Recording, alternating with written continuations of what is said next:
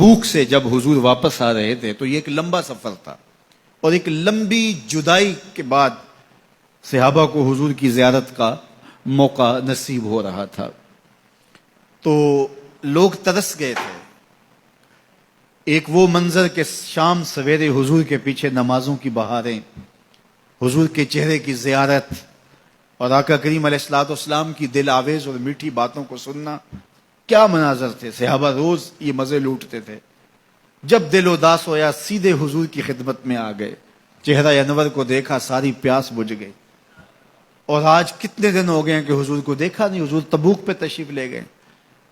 تو ایک لمبا سفر تھا تبوک کا، اور جب حضور واپس آئے تو جو اہل مدینہ اداس ہو گئے ہوئے تھے، ان کو گوارا نہیں تھا، تو وہ ذرا شہر سے باہر نکل کے حضور کے استقبال کے لیے گئے۔ مدینہ المنورہ کی جہاں حد ہے اس حد کے قریب پہنچ گئے۔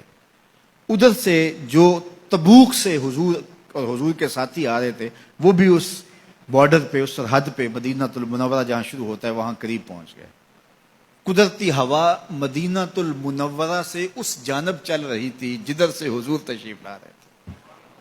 تو یہ جو لوگ جا رہے تھے ان کے گھوڑوں کی، کچھ پیدل تھے، ان کی ٹاپوں سے اور پیدل پاؤں سے گرد اڑی، اور اڑتی ہوئی گرد کا رخ ادھر تھا ہوا کی وجہ سے جدھر حضور اور حضور کے غلام آ رہے تھے۔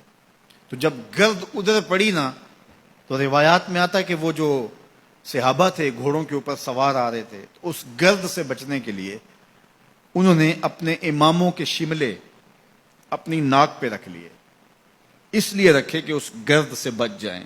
تو میرے آقا کریم نے دیکھا کہ یہ اس گرد سے جو مدینہ المنورہ کی حدود سے اڑ کے آ رہی ہے، بچنے کے لیے اپنے ناکوں پہ کپڑے رکھ رہے ہیں۔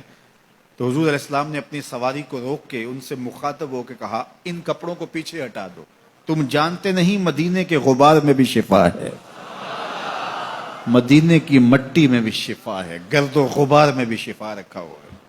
میں چم چم اکھاں نہ للاواں، صدقڑے جاواں نے مٹی عرب دی ہے۔ تو اس شہر کی مٹی میں بھی شفا رکھی گئی۔ تو یہ شفا کیوں رکھی گئی ہے؟ یہ حضور کے قدموں کی وجہ سے رکھی۔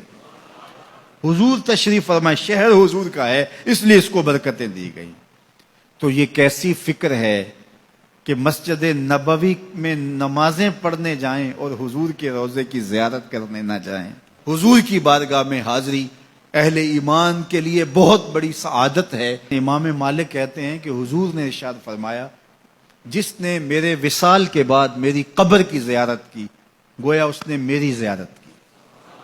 تو امام مالک کہتے ہیں کہ اگر کوئی حضور کے روضے کو دیکھنے جائے یا دیکھ کے آئے تو یہ نہ کہے کہ میں حضور کے روضے کو دیکھ کے آیا ہوں، بلکہ کہے میں حضور کو دیکھ کے آیا ہوں، میں حضور سے ملنے جا رہا ہوں، میں حضور سے مل کے آیا ہوں۔